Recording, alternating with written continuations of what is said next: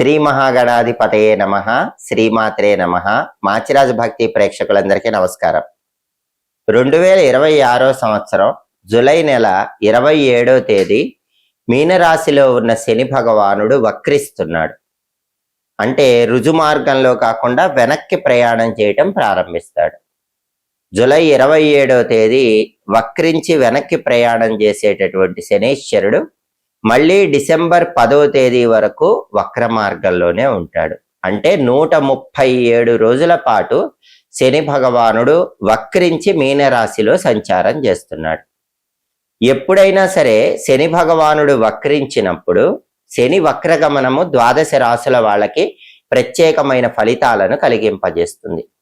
శని వక్రగమనం ఇచ్చేటటువంటి ఫలితాలు తెలుసుకోవాలంటే ప్రధానంగా ఏ రాశికైనా సరే శనేశ్వరుడు ఏ స్థానంలో ఉన్నాడో చూసుకొని దాన్ని బట్టి ఫలితం చెప్పాలి.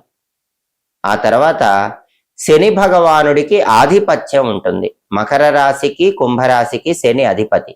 అంటే ద్వాదశ రాశుల వారికి శనేశ్వరుడికి ఏ ఆధిపత్యం వచ్చిందో చూసుకోవాలి. ఆ తర్వాత శని భగవానుడికి ఒక ప్రత్యేకమైన దృష్టి ఉంటుంది.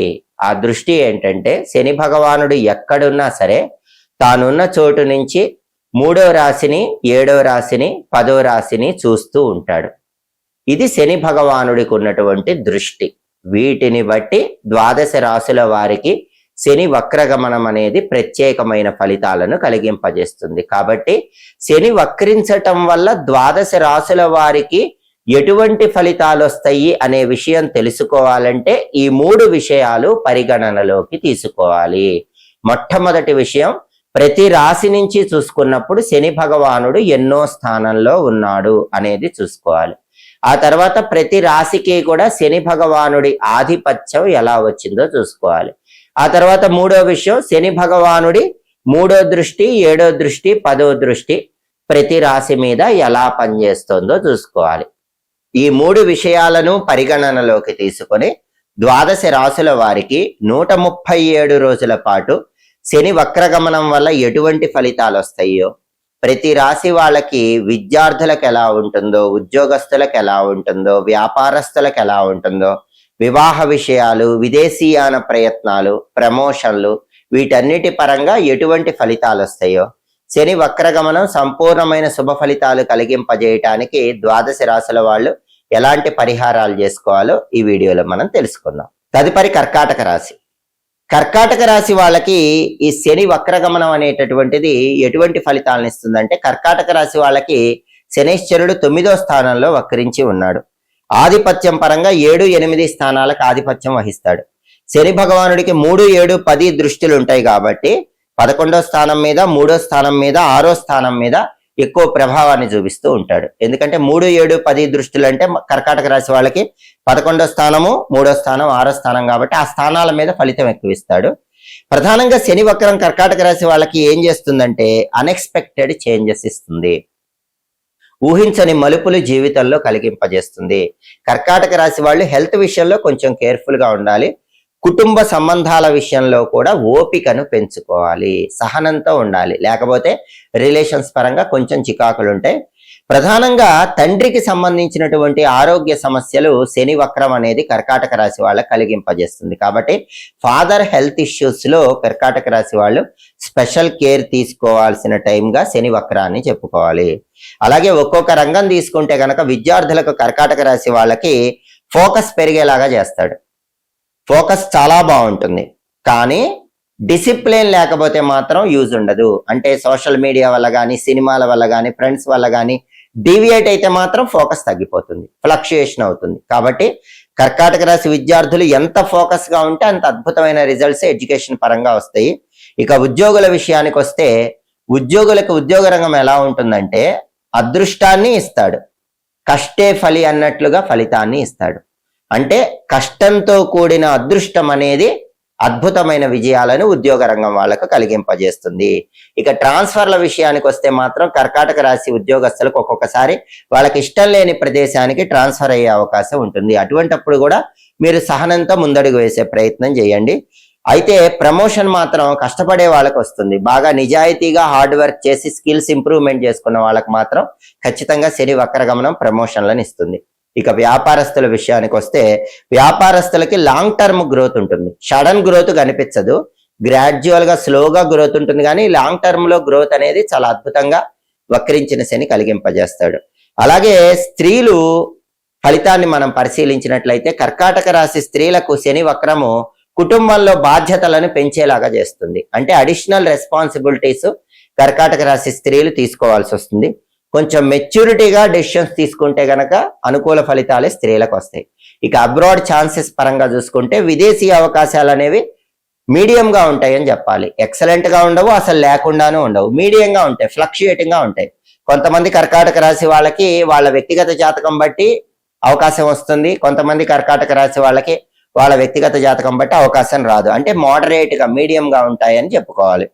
ఇక వివాహ విషయానికి వస్తే కనుక పెళ్లిళ్ళు నిశ్చయం కావటం కొద్దిగా ఆలస్యం అవుతూ ఉంటుంది. సంబంధాలు సెలెక్ట్ చేసుకోవటంలో కూడా బాగా ఫోకస్డ్ గా ఉండాలి. పెళ్ళైన వాళ్ళకు మాత్రం కొంచెం పరీక్షా కాలం అని చెప్పాలి. చిన్న చిన్న డిస్టర్బెన్సెస్ వస్తాయి కాబట్టి భార్యాభర్తలు అవగాహనతో మెచ్యూరిటీతో ముందడుగు వేసే ప్రయత్నం చేయాలి.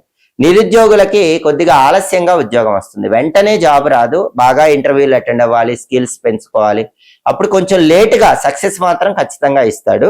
అయితే మీకు తెలిసిన వాళ్ళు ఎవరైనా ఉంటే వాళ్ళ సలహాతో జాబ్ వచ్చే అవకాశం ఉంటుంది. కాబట్టి కర్కాటక రాశి నిరుద్యోగులు ఎవరైనా ఉంటే మీ అంతటి మీరు ఓన్ గా ట్రై చేసుకోవటం కాకుండా సర్కిల్ మీద డిపెండ్ అవ్వండి. మీ ఫ్రెండ్ సర్కిల్ మీద కానీ రిలేషన్స్ లో సర్కిల్ మీద కానీ డిపెండ్ అవ్వండి. వేరే వాళ్ళ సజెషన్ తో మీకు మంచి జాబ్ వచ్చే అవకాశం ఎక్కువగా కనిపిస్తోంది. ఇక ఆరోగ్యం విషయానికి వస్తే కర్కాటక రాశి వాళ్ళకి ఆరోగ్య పరంగా ప్రధానంగా డైజెటివ్ ప్రాబ్లమ్స్ ఇస్తాడు. డైజెషన్ అనేది బాగా ఉండేలా చూసుకోవాలి. మెయిన్ గా ఫాదర్ రిలేటివ్ హెల్త్ ఇష్యూస్ ఇస్తాడు. కాబట్టి కర్కాటక రాశి వాళ్ళు గుర్తుపెట్టుకోవాల్సిన విషయం ఏంటంటే ఫాదర్ రిలేటెడ్ గా హెల్త్ ఇష్యూస్ లేకుండా ఫాదర్ గురించి స్పెషల్ కేర్ తీసుకోవాలి. మొత్తం మీద కర్కాటక రాశి వాళ్ళకి శని వక్రగమనం అనేది సంపూర్ణంగా అనుకూల ఫలితాలను ఇవ్వకపోయినప్పటికీ అనుకూల ఫలితాలు ఆలస్యంగా కలిగింపజేస్తుంది. సహనంతో ముందడుగు వేయటం ద్వారా అద్భుతమైన విజయాలు అందిపుచ్చుకోవచ్చు. జూలై 27వ తేదీ శని భగవానుడు మీన రాశిలో వక్రించి సంచారం చేయటం ప్రారంభించాడు. డిసెంబర్ 10వ తేదీ వరకు మీనరాశిలో శని వక్రించే ఉంటాడు. అంటే 137 రోజుల పాటు శనేశ్వరుడు రుజుమార్గంలో కాకుండా వక్రించి వెనక్కి వెళుతూ ద్వాదశ రాశుల వారికి తన వక్రగమనం వల్ల ప్రత్యేకమైన ఫలితాలు ఇస్తాడు. ప్రతి రాశి వాళ్ళకి కొన్ని అనుకూల ఫలితాలు ఉంటాయి, కొన్ని వ్యతిరేక ఫలితాలు ఉంటాయి. వ్యతిరేక ఫలితాలు పూర్తిగా పోగొట్టుకోవటానికి శని వక్రగమనం సంపూర్ణంగా అనుకూల ఫలితాలను కలిగింపజేయటానికి శనికి అధిష్టాన దైవమైనటువంటి ఆంజనేయ స్వామి వారికి సంబంధించిన హనుమాన్ చాలీసా ఈ సమయంలో వచ్చే శనివారాలు చదువుకోండి, లేదా హనుమాన్ చాలీసా వినండి. కలియుగంలో చాలా శక్తివంతమైనది హనుమాన్ చాలీసా. అందుకే శనివారం పూట హనుమాన్ చాలీసా విన్నా, హనుమాన్ చాలీసా చదివినా శని వక్రం వల్ల ఏర్పడే సమస్యలన్నిటి నుంచి సులభంగా బయటపడవచ్చు.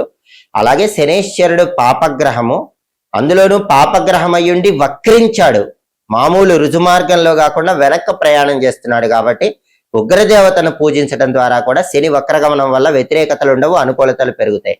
అంటే కాళికా అమ్మవారిని వీలైనప్పుడల్లా ఈ సమయంలో వచ్చే శనివారాలు దర్శనం చేసుకోవాలి. కాళికా అమ్మవారి ఆలయానికి వెళ్ళి అమ్మవారికి నిమ్మకాయల దండ సమర్పించటం, అమ్మవారి ఆలయ ప్రాంగణంలో నిమ్మదీపాలు వెలిగించుకోవటం, కాళికా అమ్మవారి ఆలయంలో ప్రదక్షిణలు చేయటం ద్వారా కూడా వక్రించిన శని వల్ల ఏర్పడే వ్యతిరేక ఫలితాల నుంచి చాలా సులభంగా బయటపడవచ్చు. అలాగే ప్రతిరోజు కూడా ఓం శం శనైశ్చరాయ నమః అనే మంత్రాన్ని వీలైనన్ని సార్లు, కనీసం 21 సార్లు లేదా 11 సార్లు చదువుకోండి. ప్రతిరోజు చదవటం వీలు కాకపోతే కనీసం శనివారాల రోజైనా సరే ఈ శనికి సంబంధించినటువంటి మంత్రం చదువుకోండి. శనివారాలు శని మంత్రం చదువుకున్నా కూడా శని వక్రం అనుకూల ఫలితాలను కలిగింపజేస్తుంది. అదే విధంగా శని భగవానుడి సంపూర్ణమైన అనుగ్రహం పొందటానికి వీలైతే ఒక్కసారి ఈ శని వక్రం జరుగుతున్న రోజుల్లో 7 శనివారాల వ్రతం చేసుకోండి. ఈ 7 శనివారాల వ్రతం అనేది విశేషమైన శుభ ఫలితాలను కలిగింపజేస్తుంది. ఇంకా వీలైతే శనివారం పూట ఆంజనేయ స్వామి ఆలయానికి వెళ్ళి తమలపాకులతో అష్టోత్తర పూజ చేయించుకోండి. అలాగే శనివారం పూట ప్రదోష కాలంలో అంటే సాయంకాలం పూట ఇంట్లో శివలింగం ఉంటే నల్ల నువ్వులు నీళ్లలో కలిపి ఆ నీళ్లతో శివలింగానికి అభిషేకం చేసుకోండి. దానివల్ల కూడా శని వక్రగమనం వల్ల వచ్చే వ్యతిరేక ఫలితాల నుంచి బయటపడవచ్చు. అలాగే శనివారం ఉపవాసం ఉంటే మంచిది. సాధ్యమైనంత వరకు శనివారం పగలంతా ఉపవాసం ఉండి రాత్రికి ఫలహారం మాత్రమే స్వీకరించండి. ఉపవాసాలంటే కూడా శనీశ్వరుడికి ప్రీతిపాత్రం, ఆయన అనుగ్రహం కలుగుతుంది. శని భగవానుడికి నడక అంటే కూడా ఎంతో ప్రీతిపాత్రం.